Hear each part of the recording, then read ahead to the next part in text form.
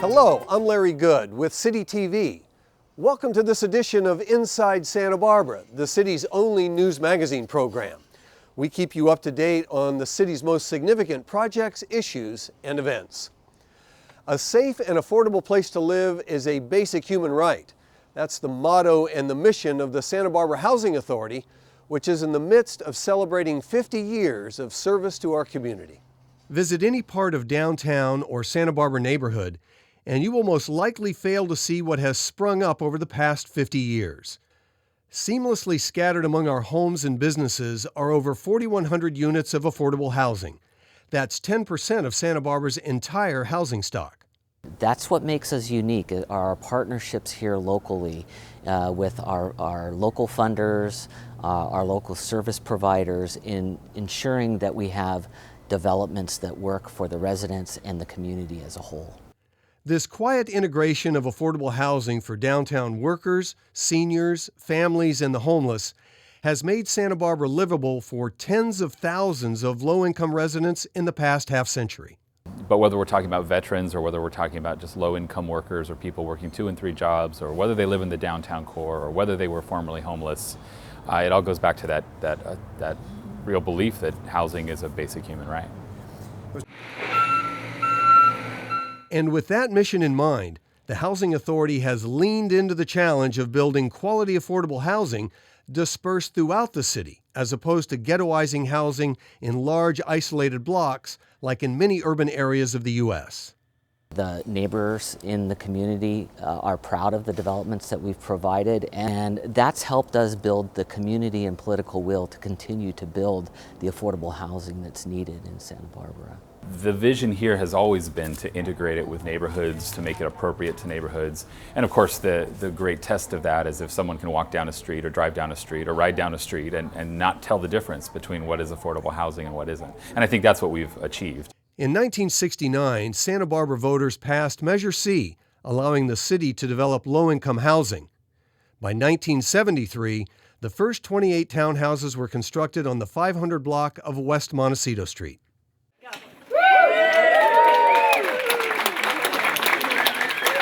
50 years later, another first. 16 apartments called Johnson Court is the Housing Authority's first development for homeless veterans. Attendees honored Vietnam veteran and homeless advocate, the late Ken Williams. Vietnam vet Jimmy Cerda will be one of its first tenants. I'm very gratified because I've been technically not homeless about 7 years. I've rented rooms in various places. Just to have a room of my own and to place, not have to worry about my possessions. The family of World War II veteran Vernon Johnson and his wife Ann sold the property to the Housing Authority at less than market value because their late father saw the overwhelming need for veteran housing. He would be overjoyed. He wanted to bring railroad cars onto the property for homeless people to live in his last years. So if he saw this, he would be very happy. And just like most other Housing Authority properties, Johnson Court will have on-site support services. One of those agencies, New Beginnings Foundation, serves hundreds of local vets each year.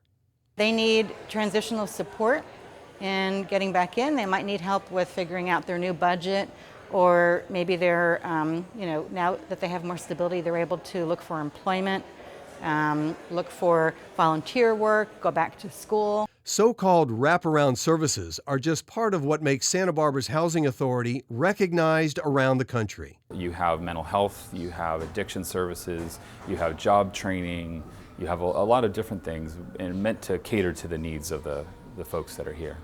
In a half-block area of West Carrillo Street, Geoff Green showed off 2 Housing Authority developments with different clientele. El Carrillo, built in 2006, has 61 units for homeless and disabled homeless, like 4-year resident John Tyndall. I was living in a shelter for over a year. It was getting really rough, and luckily I was accepted here, and they work with you on your rent, and it's a wonderful, great place. I love it. It's small, but it's clean, it's neat. Virtually next door, Casa de las Fuentes, built in 2003, is 42 units of downtown Santa Barbara workforce housing. An example of how you can build denser projects in downtown Santa Barbara and still have them be beautiful and accessible to all the core infrastructure, the jobs, and everything those residents need. Residents like Leah Ortega. She and her boyfriend split the $1,130 monthly rent. The lower rent is allowing her to work part-time downtown and simultaneously work on her degree at UCSB so that someday she can rent or buy market-rate housing. So it's allowed me to better myself in my education, and then now, once I graduate in June, I'll be able to find a better job and then move on. Considered the crown jewel of senior housing in Santa Barbara is Garden Court on De La Vina Street. 98 units built in 2000 provide a host of services, including 3 meals a day, social services, and paid utilities. I know of no other affordable senior housing development across the country that's like Garden Court here, that provides everything that's needed at an affordable price. Fredericks says occasionally tourists accidentally pull in here thinking it's a bed and breakfast. 12-year resident Elizabeth Wright has a room to herself and a balcony garden. No, Garden Court's been good to me. I'm 91 and a half. I was desperate to find a place because I've always taken care of people, and wealthy people in their homes. I've always had but I've never had a home of my own. Typically, there is a 400-person waiting list to get into Garden Court. So 11-year resident Vera Pommier feels fortunate that she was able to transition directly from her daughter's care to here. I like this place because everybody looks out for each other. The most popular housing authority program and what's in store for the next 50 years when we come back. Santa Barbara is a city of bicyclists. As riders, we need to keep our bikes and our streets safe. By parking your bike correctly on the hitching posts around Santa Barbara, you can keep your bike safe and help others keep theirs safe as well. When locking your bike to these hitching posts, it's important to park them properly. Park your bike next to one of the rings on the side of the hitching post. This will prevent blockage of the sidewalk, and you will also be able to share a spot with a fellow cyclist. To lock your bike, loop your lock through your front wheel and the frame of your bike, and pass the lock through the small ring on the hitching post. For additional security, we also recommend that you use a cable to secure your rear wheel. This additional step will ensure that your bike is safe and rideable when you return. When you lock your bike right, you'll help keep Santa Barbara a great place to ride. When bicycling is easier for everybody, it helps reduce traffic and congestion on the streets. So make sure you're in the loop and bike safely, Santa Barbara.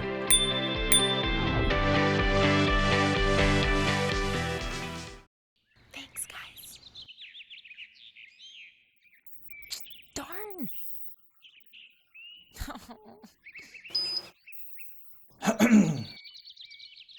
Well, that was very thoughtful of you. Well, you know me, Dad. Plants don't need as much water in the fall and winter, so I decided to get up early and turn it down.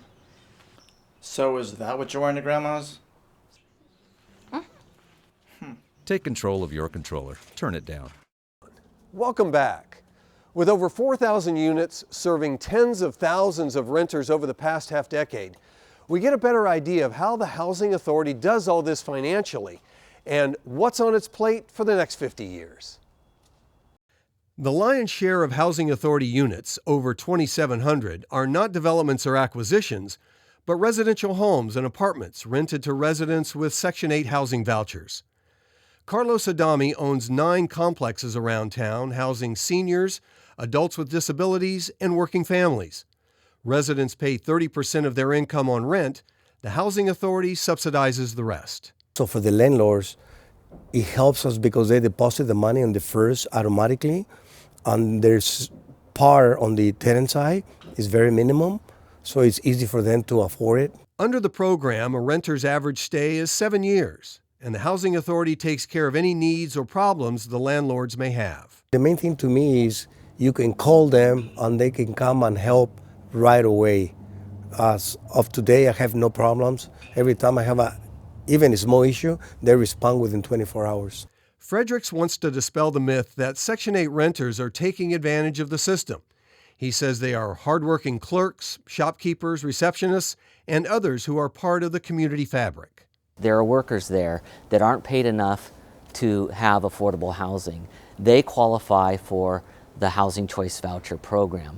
They're good, hardworking people or people that have been in this community for many years that just need a little extra help with the rent. So how does the Housing Authority find the money to generate the housing for more and more people for 50 years?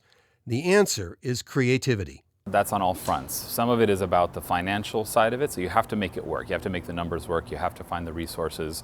It uses federal programs, business and nonprofit partnerships, and for more than 2 decades, much of the money came from the city's redevelopment agency. We were required to set aside 20% of our funds for affordable housing.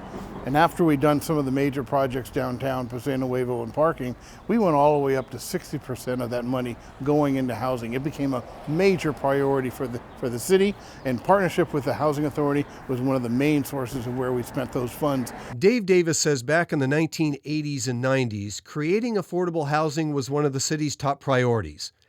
In 1989, this abandoned firehouse on Upper De La Vina became transitional housing for families to get back on their feet. Creative financing and a receptive community paved the way for what we have today. The vision that they had in really looking at the city's housing needs and how we can provide for those, and going after the unique funding sources that we can capture to enable us to build the affordable housing. So it's not surprising that this nationally recognized agency has a few new ideas up its sleeve for the next 50 years.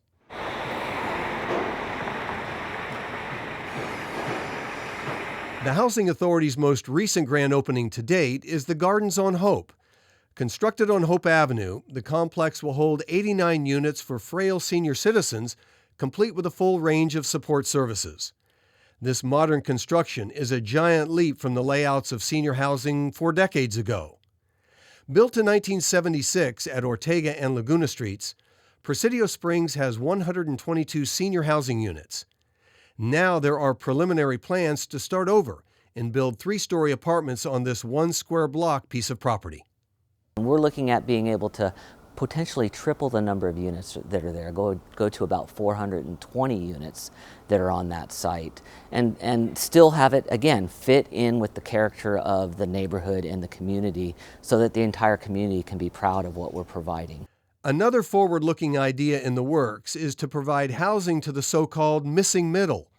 Many middle class earn too little to rent or own in Santa Barbara, but make too much to qualify for Housing Authority assistance. 2 bedrooms we're seeing go for $4,000, studios for $2,000. It's very difficult for even that missing middle to afford rents here and stay in our community. He says we've already witnessed the negative impacts of losing the missing middle to other towns. Creates traffic impacts for commuting. It drains the potential sales tax revenue from people that live in other communities but work here of doing their purchases outside of Santa Barbara. We want people to be able to afford to live where they work, and that's the whole point of our workforce housing development program. Every year, the waiting list for affordable housing in Santa Barbara grows, which makes the Housing Authority even more relevant for the next 50 years. California has woken up to the housing issues that we have in the community. It is a critical crisis, and I believe the state and local governments, the non-governmental agencies, and the communities at large are going to step up and make that next wave of housing happen. They can make it happen. For more information about the Santa Barbara Housing Authority, visit HACSB.org. Since 2017, Volunteers in Policing, or VIP, has tirelessly served Santa Barbara. They patrol State Street. They're the friendly face in the lobby of the police station, and they assist in various law enforcement assignments. Now this organization is asking for volunteers to join this important team. Just the other side of the street on Santa Barbara. See that building? Uh-huh. The doorway there? Yeah. Okay, thank you. Volunteers in Policing are advocates for the police department. They enhance communications with the community and law enforcement's presence downtown. They are the extra eyes and ears for the police. We are definitely engaged in community-oriented policing, but I recognize that there was an opportunity to bring the community in by starting a volunteer program. And I think what that does more than anything is gets us closer to the community on a day-to-day basis. Rewarding. Likes to be able to help. feels like you're giving something back to the community. Every day is different. New friendships, community connections. These are just some of the ways VIPs describe what they love about their work. The best thing about coming to work as a VIP is a patrol day, and you have absolutely no idea what you're going to encounter. Interacting with the officers, I enjoy the chief's support of us and our corps. I enjoy very much our staff, our sergeant, lieutenant, who oversee a lot of our activities. I've met some of my best friends in the course of volunteering. If I just even feel like I've helped one person, save them time from not standing here when they should be at the courthouse. VIPs interact with countless number of people. They're the direct and immediate connection to reach out to help those in need. From simple directions to assisting the transient population, VIPs are there to help. The downtown merchants have been very fond of our VIP program. They've been very positive about it. They really appreciate when we have somebody else in uniform they can communicate directly with instead of having to pick up the phone and call 911. Anyone who comes in, so we sometimes will get federal investigators coming in. Inmates who've been released from jail, this is where they'll come. Attorneys coming in. FedEx, UPS. The Ablets, the cleaners come in a lot. Well, the answer is almost anybody. We get stopped very often by tourists asking for information, and then we're dealing extensively with the transient population, trying to provide them with resources that they may not be aware of. And so it gives them that direct, immediate connection. Men and women 21 and older can join. It requires just 16 hours a month of your time. Good communication skills are needed. There will be a comprehensive background check and interview. You are not required to have experience in law enforcement. Our volunteers need to be of good background and moral character, not any felony convictions, anything like that. We welcome the diversity of lots of different experiences and lifestyles.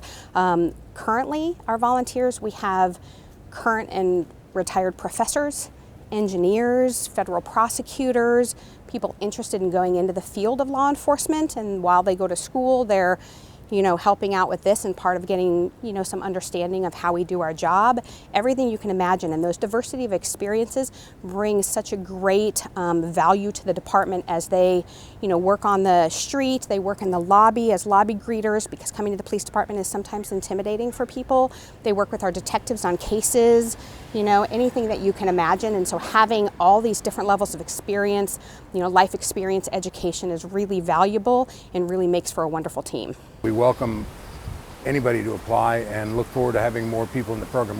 We're looking to expand the program. The car came out of nowhere. The bleeding stops here. Just relax. We can have help on the way. Although VIPs do not go to a police academy, they do get extensive ongoing training. We have formal trainings every other month, which we do things like CPR, first aid, tourniquets, and also do scenarios where we think about future events that might happen, and we have guests who talk about policing and other agencies. But a lot of it is done on the job in many ways. Those who've been most experienced at this teach other people. The training is a lot of role playing, a lot of officers explaining to you what situations they might typically encounter and giving us good strategies for how to deal with those. They've trained us to be safe. We just started doing something which we call the round table, where the VIPs get together themselves just to talk amongst ourselves about our experiences in the course of patrolling, anything else we're doing. The police department just launched an adult at-risk ID card program. It's designed to safeguard those who suffer from memory loss or other cognitive limitations. The ID card will provide critical information about the individual, which will be used to identify the lost person. The VIPs will be on the leading edge of this new program. It started in conjunction with our property crimes unit. They wrote a grant in order to get the equipment needed, and they're rolling out this program. It's really a program for persons who are at risk, whether that's from dementia, Alzheimer's, traumatic brain injuries, cognitive difficulties, developmental disabilities. We at the police department get calls of missing persons quite quite frequently. And so the ID program allows two things. It allows them to register in a confidential database, and they get a card that has all the information they can keep on them. So if they have to call either here or if they're in another city because their loved one has wandered away, they'll have all the information that the law enforcement agency needs. In addition, we have all their information in a database, and so if needed, we can pull up fairly quickly a flyer that has all their information, the picture, to disseminate that publicly. That's often the best form, is we get that out to the public via Nixle and social media, and we have the public help us find this person. And I can't tell you how many times that's happened, because our community is really on the ball about helping out with things like that. The Volunteers in Policing is a great way to give back to your community, and you'll make a few friends along the way. So what I would love to see for our volunteer force is to see more of them. And I know for us, it takes time, supervisory time, to help manage volunteers, and it's definitely worth it. We've had 14 volunteers that have stayed very engaged in the program, and so I would love to see that enhanced and expanded. Every day is a challenge, and you're trying to make the community a better and safer place, and we share that goal with everyone in the department. It's very rewarding. It's very rewarding, pleasant. We take it very, very seriously, but we also have a lot of fun. I would tell them to email hgiles@sbpd.com and be prepared to be interviewed, background checked, fingerprinted, and welcome. If you'd like to learn more about becoming a VIP, contact Howard Giles at hgiles@sbpd.com. Well, you know, water is a life-giving resource, and it's up to all of us to use it wisely. Here in Santa Barbara, we'll meet the latest water hero and find out what they do to conserve water.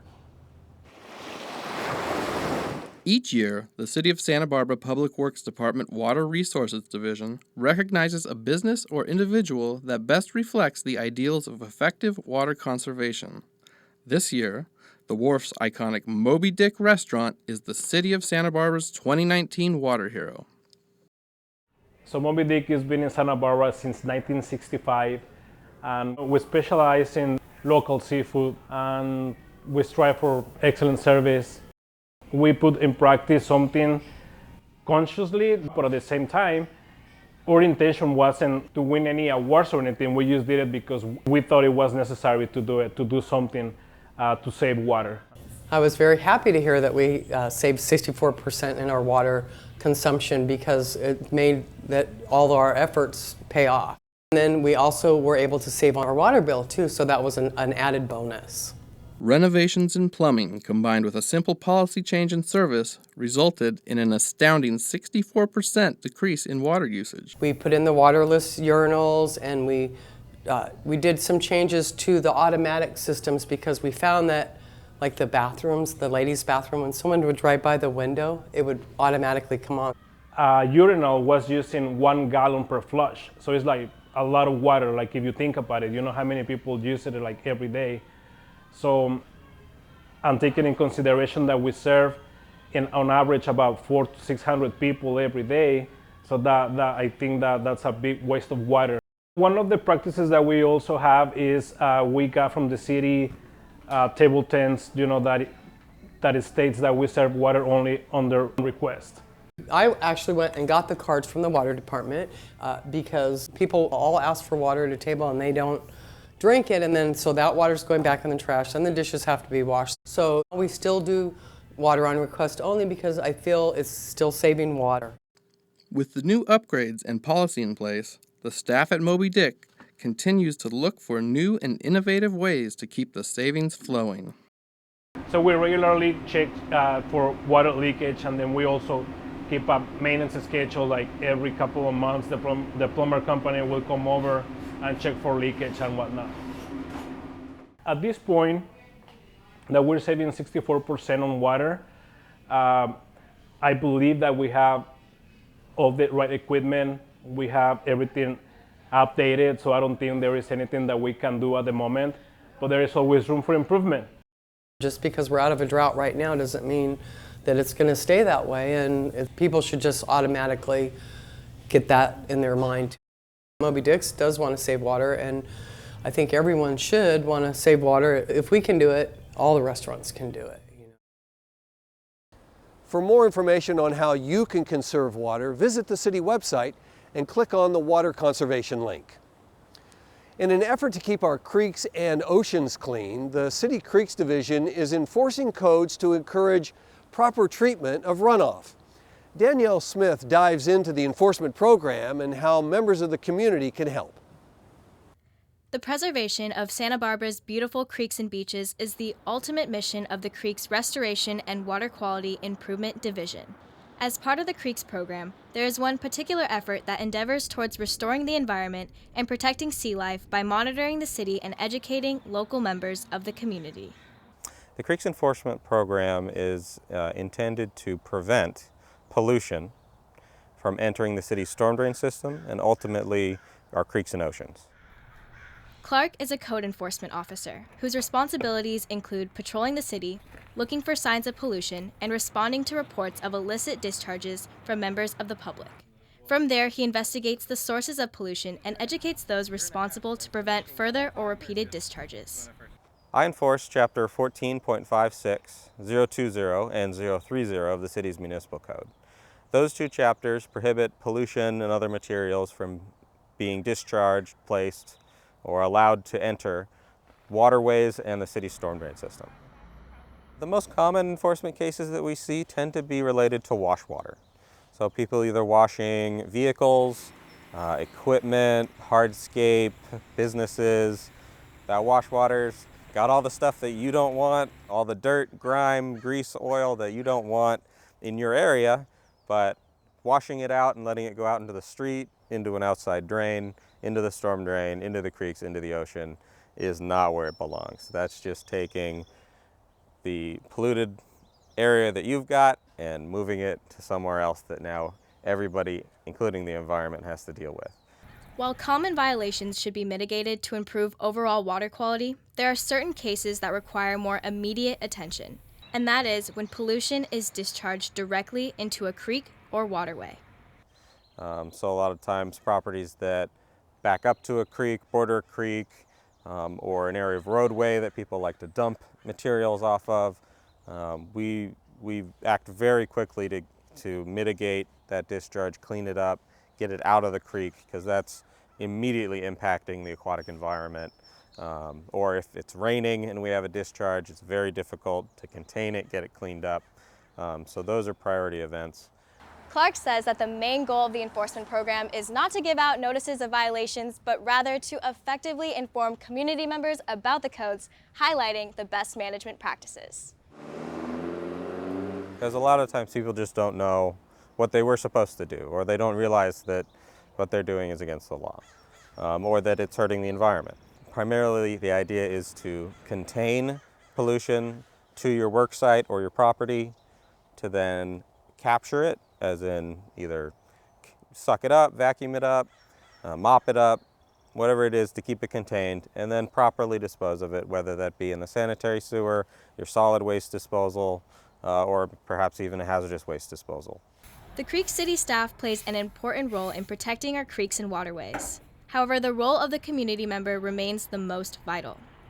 The community is key in enforcement and protecting our creeks and waterways. There's just one of me, but there's thousands of eyes and ears out there in the community.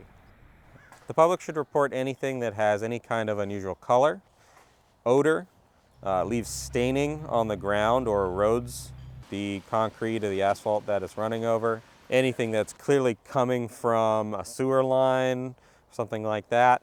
Those kinds of things should be reported to us immediately. They can report those to me at 805-897-2688. They can also go to the city website and look for the water pollution reporting link. With these steps, we can enrich our waterways to ensure more years of enjoyment. If you'd like to learn more about the Creeks Division, visit BarbaraCA.gov/creeks. Well, have you ever wondered where your recyclables go once you dump them into the blue bin? Joshua Romero has that story.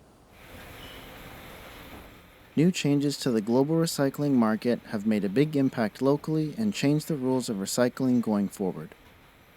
China and Asia more broadly was responsible for over 70% of the material that was getting processed from California and from most of the world, actually. In late 2017, China changed their standards for recyclable materials that could be imported into the country. An incredibly strict contamination level of 0.5% or less has cut imported plastics by 99% and mixed paper by a third. So what that essentially did is close their doors. And the reason that they did that is they are making an investment in alternative energy and in solar and in their image internationally as a cleaner, greener country. And they didn't want to be the receiver of the rest of the world's garbage, essentially.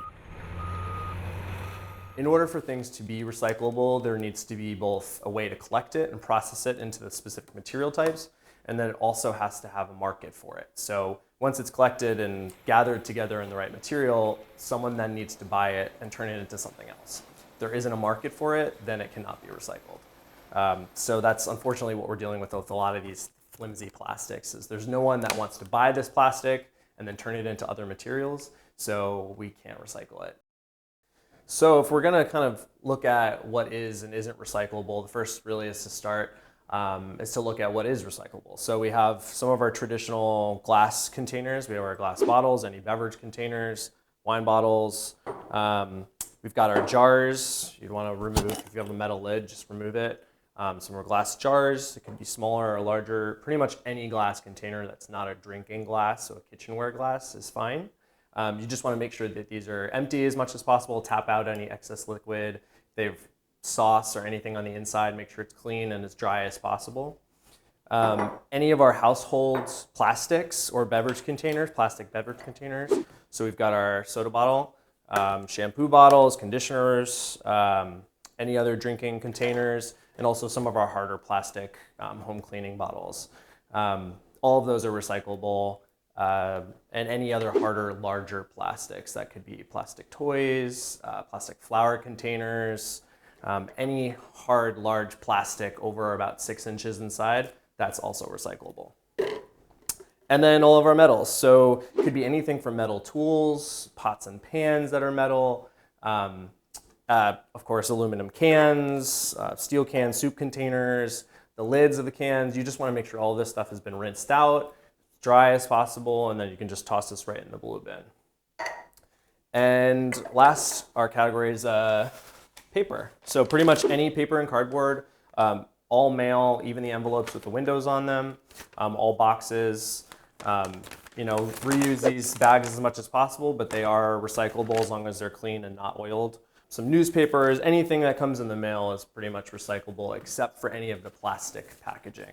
The plastic packaging that comes in our mail for our shipping containers and boxes, that stuff has to be thrown in the trash. All items placed in the blue recycle bin must be clean, dry, and loosely inside with no garbage bag. So if you're worried about your bin actually getting dirty from the materials you're putting in it, you probably want to throw some of those items in the trash. If they're too dirty for your bin, then they should go in the trash. But a lot of times we think the recycling symbol that we see on it means that the plastic is recyclable. And the recycling symbol doesn't really mean anything. It specifically says what type of material it is and that it could be recycled, but it does not mean it's recyclable in your local municipal system. So to understand what is and isn't recyclable locally, you do have to look at your city or your town's website and actually see what's recyclable, what specific items. The recycling symbol just helps recyclers figure out what materials, what the plastic is made of, but it does not mean it's recyclable locally. If recycling is good, then waste reduction is great. So what you want to do is see if you can not make it at all, because whether you recycle it or throw it away, it's going to go on a truck, it's going to go through a whole bunch of machinery, there's a lot of processing involved. So if there's a way that you can cut some of these items out of your life altogether, that's really what we want to do. We really want to work on our waste reduction. So, it's getting easier every day to do waste reduction. I have a whole bunch of these things in my own bag at home. So you can bring with you, reusable silverware. There's even some chopsticks in here. I use these all the time. You'd be surprised how often you would be using an item like that. You can use reusable straws and have those in your bag. Reusable straws, very easy to wash. They're stainless steel. You should think about what things you use a lot, and then that's where you can start reducing. If you drink a lot of coffee, get a reusable coffee cup. If you get a lot of to-go food, getting a reusable to-go container. These are choices that every day make a lot of waste reduction. So to address this fundamental shift in the international market, we at the City of Santa Barbara have dramatically changed what we will receive as recyclables. In 2018, the City of Santa Barbara established an ordinance to ban single-use plastic straws, as well as expanded polystyrene or styrofoam food containers.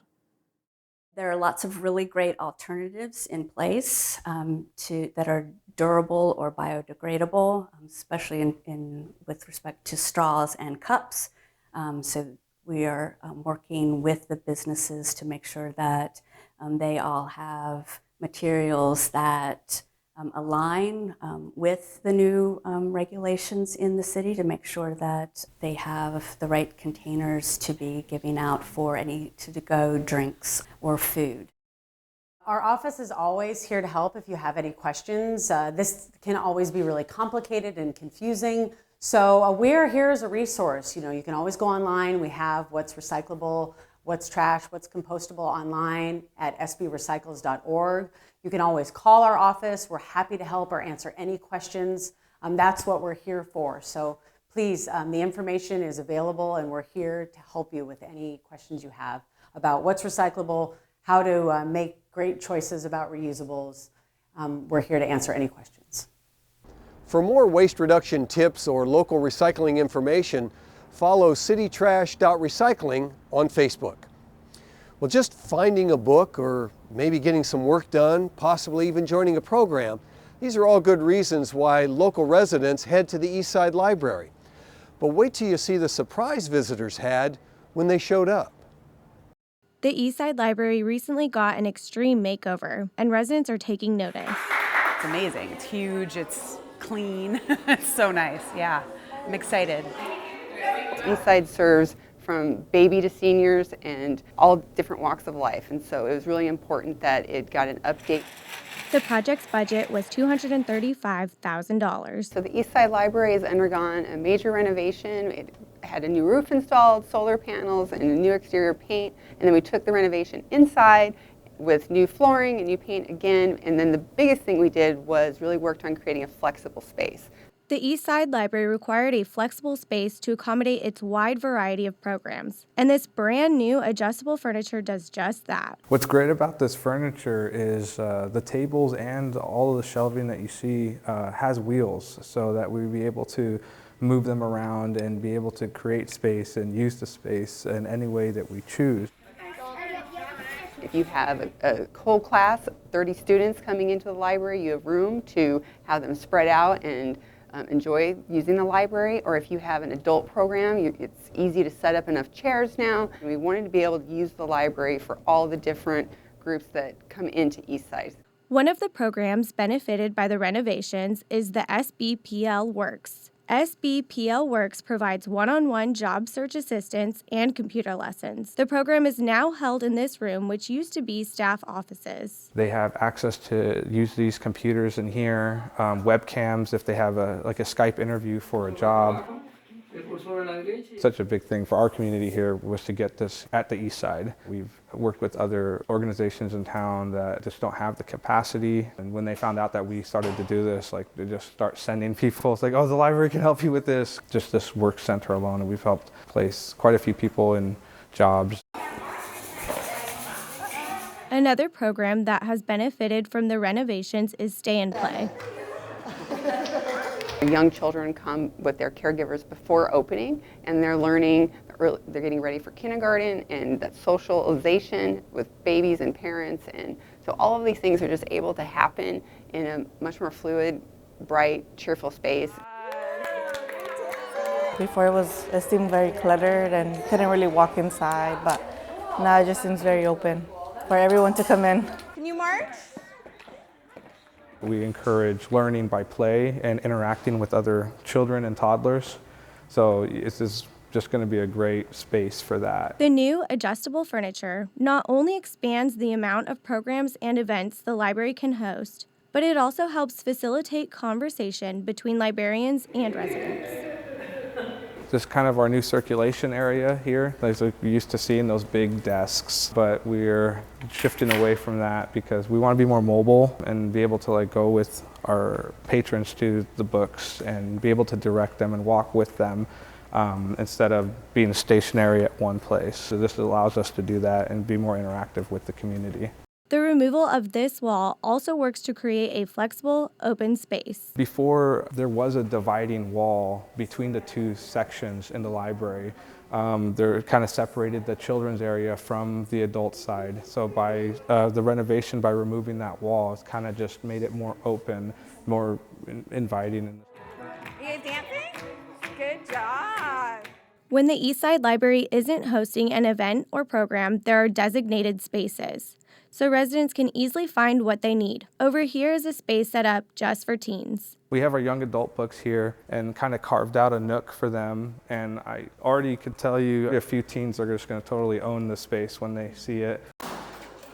A few steps further, and elementary students are able to socialize and collaborate at these communal tables. We are sandwiched between two elementary schools with Franklin and Adelante. So we do get a lot of after-school elementary school students coming in. So we're trying to give them more of a space where they can do homework and they can collaborate together.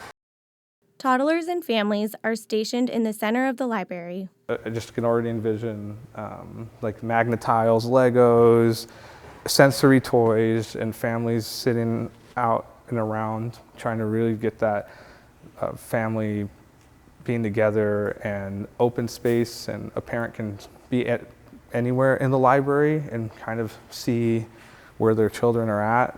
And the adult section is to the left. A major upgrade to the adult section is the new technology. A main focus of the Eastside Library is to include Spanish language programming, because many residents that live nearby speak primarily Spanish at home. The library in itself has always been like a community hub. It's going to bring in different people from different walks of life or different backgrounds and ethnicities. To see all the programs the Eastside Library has to offer, just visit their website at sbplibrary.org. Well, artwork is brightening up City Hall. And this next piece will show you why the Santa Barbara County Office of Arts and Culture has teamed up with Santa Barbara City College to create a gallery full of student art. And here is how the community is responding. Santa Barbara is a really special place, and it can be a very magical place in a lot of ways. And you can find inspiration from the moment you wake up and look at the mountains or look at the ocean. And this brand new art exhibition in City Hall is giving residents and visitors a peek into what's inspiring student artists from Santa Barbara City College. So this exhibition is a partnership between Santa Barbara City College, Atkinson Gallery, the Foundation for Santa Barbara City College, the City of Santa Barbara, and the Santa Barbara County Office of Arts and Culture. John Conley, the director of the Atkinson Gallery at the Santa Barbara City College, curated the project. I thought it would be the perfect opportunity to showcase our student artists' work. We submitted our portfolios at the end of the semester, and our instructor just let us know that if we had pieces that were missing, not to be alarmed, but that they may be selected for a future show coming up. And I was really excited when I opened up my email and saw that I had 3 pieces that were selected. Just telling them that they were in the show, we got really happy reactions. Enthusiasm and excitement filled the exhibition as student artists showcased their work to friends, family, and visitors at the grand opening. But this is one of the first larger ones I've been in town, so I invited a lot of people. I think it gives them a sense of pride in what they've accomplished. And I had one young lady who dropped off her painting and was jumping up and down like she just won a game show. So I think they're all really excited. This is my very first exhibition, And this is the very first time that my art has been viewed by others and been given kind of the stamp of approval. So it's given me a lot of courage to put myself out there. And it's exciting because it's like beginning a hope to dream of what this future could hold. I've always wanted to be an artist, so every show that I'm in makes me a little happier, makes me think that I can hopefully be an artist who sells their work.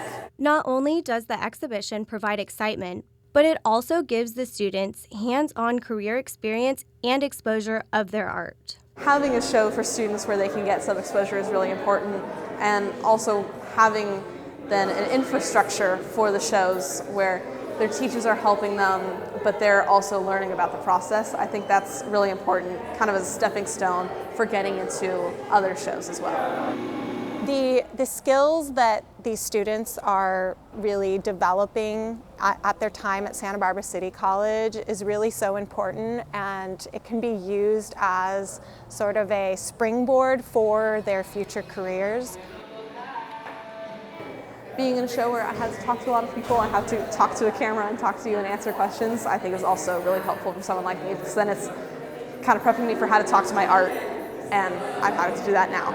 Another part of this is a lot of the students who are showing their work and coming didn't know about First Thursday art events downtown, and so gave them maps, and I'm hoping that they'll take this opportunity to go and explore the other arts in town, and I think this is a great way to just get that introduction going of what arts are in the community. Exposure is critical for student artists, helping them build their network, resumes, and confidence.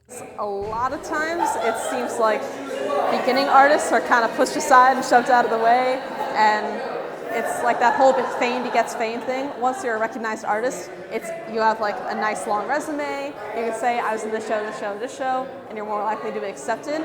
When you're just starting out, you're kind of going, oh no, help me. I need exposure, but I don't know how to get it. But there is a reason these artists were selected for the show. Their talent captivates audiences.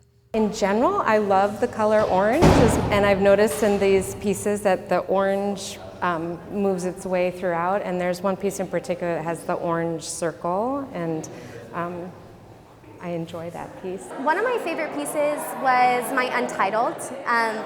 It's hard to make a title for it because it holds more of an emotion behind it, and I was using the idea of play of dimension and color, and some of the colors I used were really drawn from the environment around me, especially the flowers that we see blooming in Santa Barbara, these wonderful burnt oranges and then a coral color, and how those two interactions can create an implied depth that cause you to feel something when you don't know the context of the piece. All of these pieces in general made me feel that I was looking deeper past just what a landscape would be or what a simple image would be, and a little bit of an insight into the student themselves. And one of the things I love about this show is how varied the pieces are. The sculptures are sort of playful, and then some of the pieces are really serious, and then the paintings on the end more comical. The combination gives a lens into how diverse the student body is. We have returning students and younger students who aren't yet even at college age yet, and to have it all curated together in a cohesive unit, I think it really speaks to the community of City College, and then bringing it here sort of offers that lens to the bigger community. That's the most powerful type of art, where you're sitting there and you're looking at it and you don't know why you're drawn in so much. And I think Santa Barbara tends to do that to you too. You come here and then it's hard to leave because you keep on being drawn in every day. And a lot of people know the reasons why, but sometimes there's just this blanketing feeling like you can't leave. I walk these halls a lot, and I'm really excited about this particular show as a reminder of the connection too between students and the larger city. If you'd like to check out the gallery here at City Hall, it will be open through October. And that's going to do it for this edition of Inside Santa Barbara. Thanks for watching. If you have any questions or comments about the program, please give us a call at 564-5311. If you missed all or part of it, no worries. You can always catch us at BarbaraCA.gov. I'm your host, Larry Good. Remember, get involved, inside Santa Barbara.